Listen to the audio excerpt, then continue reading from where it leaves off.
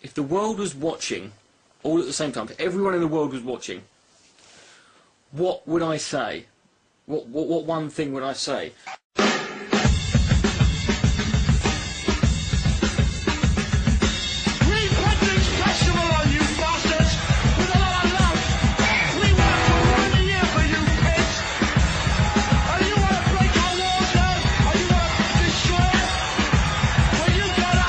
I'm Richard the Dick Coughlan, motherfucker! I do spend a lot of time on the internet. I'm quite happy to embrace the synthetic, unnatural world of hardcore, gay, nylon-wearing, meth-smoking, anus-rupturing, nuclear-powered, synthetic silicon dildos on a fiberglass boat all the way. We don't need the word atheist. No, I don't want to be an atheist. I want to be a rationalist. Or I want to be a skeptic. I want to be a bright. Or I want to be a pearl. Or whatever the fucking. The internet hasn't made people more stupid. The internet has just made a lot more stupid people much more easily accessible.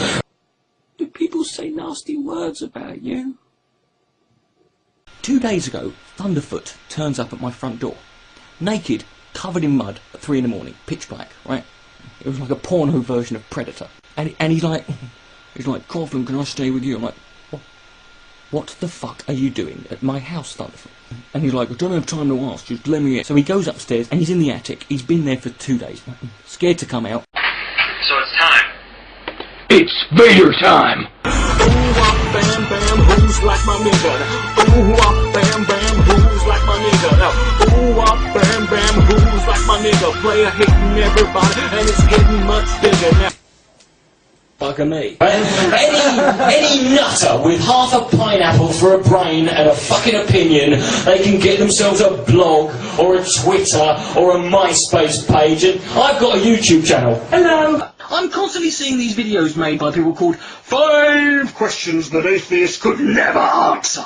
I wouldn't mind if just once it said, who won the Snooker World Championships in 1975? Hello! There's these pictures of these 2 illegal immigrants walking out of the sea at Dover. Walking out of the sea. Now what had happened? 5 days previous to this picture being taken, these 2 guys, they were from Afghanistan. Their house had been burned to rat shit. All their family and friends had been killed. Their village was destroyed. All their possessions, their house, everything. All they had on them were the clothes they were wearing and whatever money and things they had in their pockets. So they decided to flee. So they get out of the fucking country. They managed to get to the south of France, and using whatever money they could, using whatever illegal means they could, get smuggled in vans and lorries and underneath cars, they managed to get all the way up to Calais. At this point they've been going 4 days, they've had no food, no drink, no sleep, and they're fucked. They've lost everything and they've got nothing left in life to live for, but they're still going. And they decide they can't stay in France. All they're going to have to do is, we're going to have to cross the Channel. They decided to swim across the fucking English Channel, right? Now, the Sun said they used a homemade raft, but these guys didn't have a home, so that's a complete misnomer, right?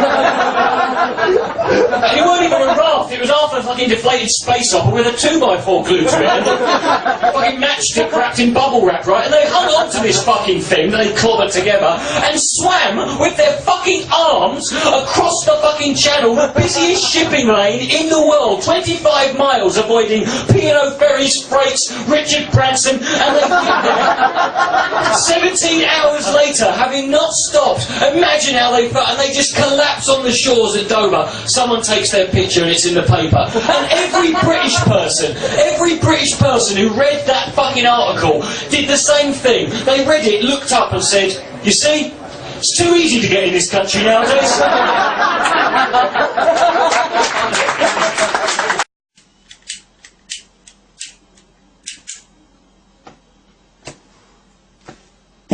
In the Asian and Middle Eastern cultures, symbols have much more meaning than they do in the West.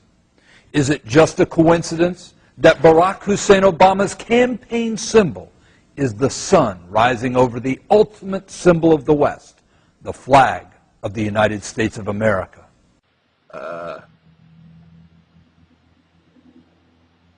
I'll let you make your own conclusions from that one. Sweeboo! Most people round here, you know, only ever see a brown person, you know, on carnival night after someone's been set on fire.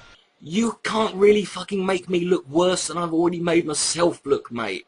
As a woman who's had an abortion, I can attest firsthand to the reality of what happens to us physically, emotionally, and mentally after an abortion occurs. And as a man who has been through an abortion, I would like to show you some of the mental and physical distress that I am currently going through now.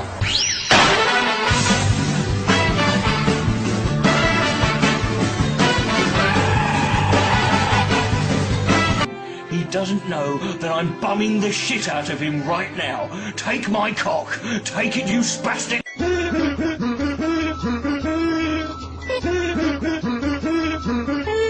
I'm gonna kill you in your face until you die. Death is his head. I know you want to make us see how much this pain hurts, but that's no excuse to be a Nazi. I'm the shit round here. I'm the dick. I'm the shitty dick round here. Do we have the right to hurt other individuals? Yeah. To kill other individuals? Murder is the act of taking someone else's life. Oh, thank you for that one. Let me write that one down right here on my cock. I wouldn't waste my sperm on your face. Bill Clinton wouldn't wipe his cock on your dress. You're the sperm. He's got that look where, you know, it's a smile, but it's the kind of smile you would have expected, you know, Jeffrey Dahmer to give you before you ended up in his fucking fridge. Hello everyone and welcome to The Vortex, where lies and falsehoods are trapped and exposed. Lies and falsehoods are trapped and exposed. That's good to hear. I'm glad to hear that's what you do, Mike. I think we should, I'm going to start off the exposing the lies and the falsehoods by mentioning your fucking wig, mate. When you saw him, did anyone not think, too bad? Michelle Obama admits Barry's home country is Kenya. Is it Thunderfoot's name, Barry? I've seen you're a very good scientist. You get erections in public places. You've got fucking trousers flapping around your ankles so small that when you cross your legs I can see your fucking balls. Right? You are a scientist and good for you. If it wasn't for you, I'd be sitting here in a pile of my own shit and sleeping in a hole that I dug in the ground with the arse bone of a fucking giraffe. You're on the fucking internet. Chris Constantine, you are the Antichrist's nonce. For those of you who are not familiar with the slang term nonce, it means child molester. Isn't that worrying, Chris? What the hell are you talking about, you fucking lunatic?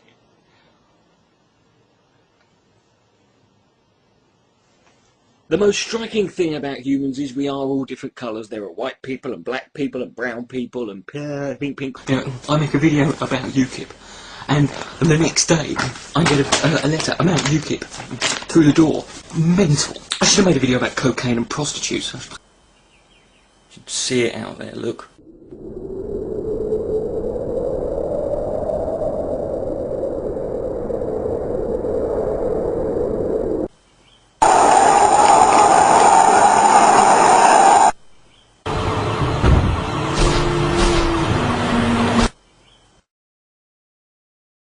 Wake up!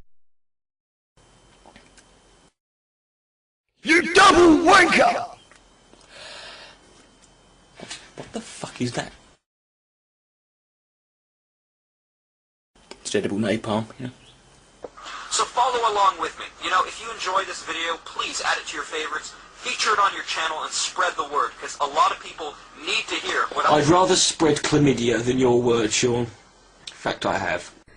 Do you not realise that you're the sperm? Some people have made the excuse that, you know, well, she's all right to look at. Oh, fuck off. The Eiffel Tower's all right to look at. You gonna go stick your knob in it? No. But the most nationalistic and proud people always live in the shittiest, most fucking run-down, fucking burnt-out, fucking Beirut-style crap holes you've ever seen. They're the shit. These guys who've got like fucking all these scars on their face. They've got no teeth, and the one they've got is gold, and they've got all these knife marks on their face. They've got a map of the London Underground carved in their fucking face, basically. And they've got 27 different women's names tattooed on their bodies in various places. Not good tattoos, right? Not like this shit, right? But no, they're shit tattoos. Ones that look like they've been done with a compass dipped in a pot of ink done by a one-eyed piss-blind pirate on the back of a 2CV driving over a gravel pit, right? And he fucking stands there in his council estate. His wife's behind him. He never loved her in the first place. He just fucking married to her. She's let herself go. She weighs 350 fucking pounds. She's got her leggings on with an arse that looks like two hunchbacks arm wrestling on top of a rhino, right? He's got 17 different fucking kids. None of them are his. They're all different colours. None of them are Manuel and Joaquin over here. He don't pay attention to it. He looks out on his council estate. 90% of it's on fire. And he's got more kitchen appliances in his garden than he's got in his kitchen for some fucking reason. And he just stands there and goes, oh, I love this country. Why? It clearly hates you.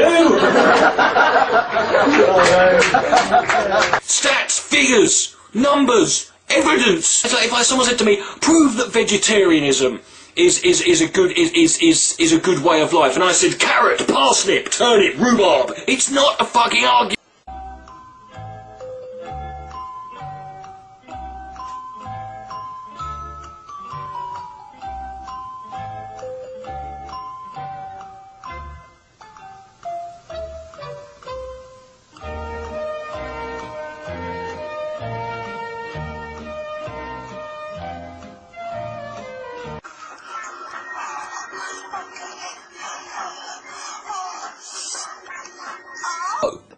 Of extraction of DNA. Extraction of DNA? What in the name of all that is fucking rotten inside my trousers are you wiggling on about? From a supernatural being, and that is Satan himself.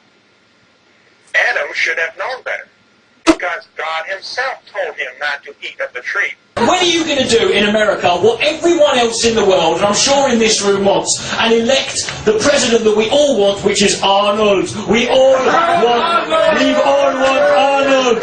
Get Arnold in. Get Arnold. We want Arnold because he's fucking brilliant.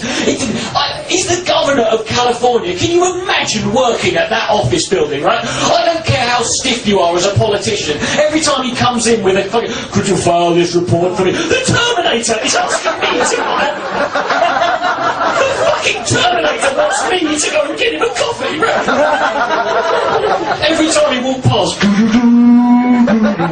you would spend the whole day going, don't say I'll be back, don't say I'll be back, don't say I'll be back, don't say I'll be back. The year is 4010. And there is tension throughout the world. In the Middle East, a form of Islam that has broken off and become its own fourth dominant sect within its own religion. It's related towards the Coughlinist fanatics. Richard Coughlin was someone who used to collect brownie points with the Arabic world, such as this one here, and he collected them by kissing up and sucking the dicks of all Muslims that were around at the time. And it was then discovered that the name Richard, Jihad, Coughlin, Quran, Jihad, Quran, my name was nothing more than a Gaelic translation of the original Arabic words. These Coughlin fanatics who felt suppressed and annoyed by the Western imperialists, or shall I say the Western imperialists, the pearlists, yes, the pearls of wisdom, that represented by Thunderchrist and the Condites, or the PC Brigade as they were known, and two giant statues were erected in their honour. They were called the Sleeping Giants, and one day two Coughlin fanatics flew two planes into the two sleeping giants. There was all-out war between the Thunderchrist followers, the Pearlists of Wisdom, the Condites, and the Coughlin fanatics. And there were no moderate Coughlin fanatics. You're fucking gay. Yeah? Want me to prove it to you? If you can see this. You can just see. You can see see my neighbour. See my neighbour there. See that top? See that square thing? See that square thing there? I live next door to SpongeBob SquarePants. Let me tell you something, mate. Let me tell you something, pal. Right now in Iraq, British people, British soldiers are fighting and dying. British soldiers are laying down their lives so people like you can have privileges like freedom of speech. So shut up!